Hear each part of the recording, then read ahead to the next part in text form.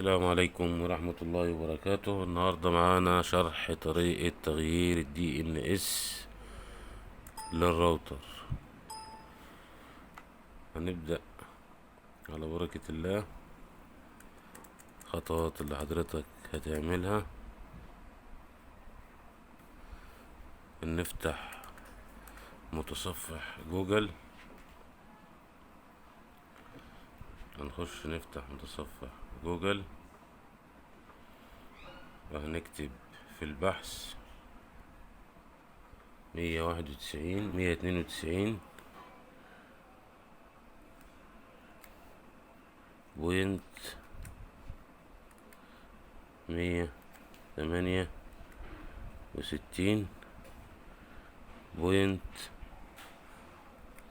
1.1. انا بكتب 10 لان انا مغير الاي بي بتاع الراوتر الخاص بي، وهندوس انتر. تظهر معاك الصفحة ديت، هتدوس على الاعدادات المتقدمة.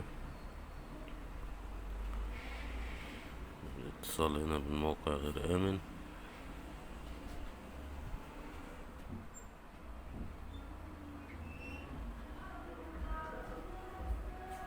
ننزل تحت، الرابط تحت اهو متابعة.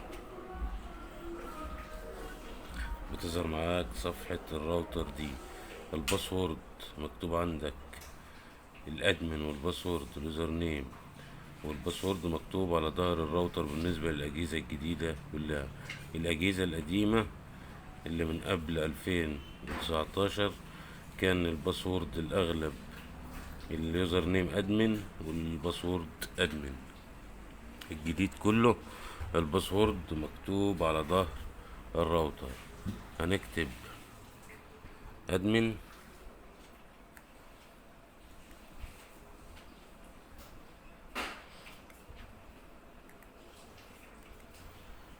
وهننزل نكتب الباسورد لو حضرتك مغيره او اللي على ظهر الراوتر عادي بتكتبه.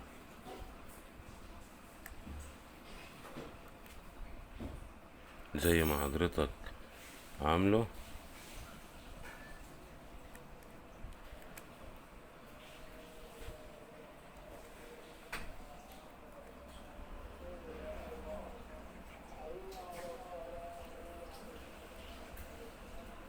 بتكتبه كده.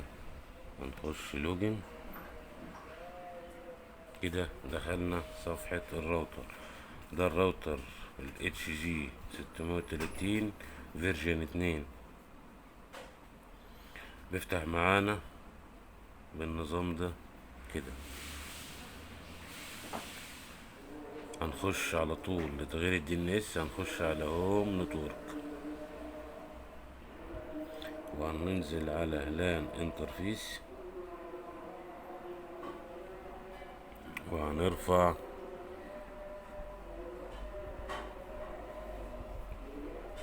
ننزل على دي اتش سي بي سيرفر وهنغير الدي ان اس. بتبقى عند حضرتك كده، مش بتبقى باينه لما بتدوس عليها، بتبقى عند حضرتك كده. بتدوس مانوال بتظهر معاك الدي ان اس. نعمل الاولاني 4 8. في رواتر مبتقبلش الا لما تكتب الاحتياطي عادي، بتكتب برضه ال4 8 لعدم التعارض. بتكتب ال4 8 لعدم التعارض. انا عندي الراوتر قابل ال4 8 الاساسي فقط ومسيف عليه. مدة التأجير بتاع الاي بي عشان ما يفصلش منك كل ربع ساعة مثلا او ساعة على حسب مدة التأجير بتغير. بتبقى عند حضرتك 1 دي، بتعملها على اخر خيار كده وبتدوس سيف كده. السيف مع حضرتك، دوس سيف اه اديلك ان هو السيف الدي ان اس كده. خلاص خلصنا، هنخرج خالص ونراستر الراوتر، وبكده نكون احنا غيرنا الدي ان اس للراوتر. مجرد ما هتعمل آلي في الريسيفر على الدي ان اس، تنزل على اكثر وتعلم آلي، بيسحب الرقم اللي حضرتك انا غيرته ده، وده بيمنع الرسترة وبيمنع الفصل. شكرا، واي استفسار او اي تعليق سيبه على المنشور وانا هرد على حضرتك. والسلام عليكم ورحمة الله وبركاته.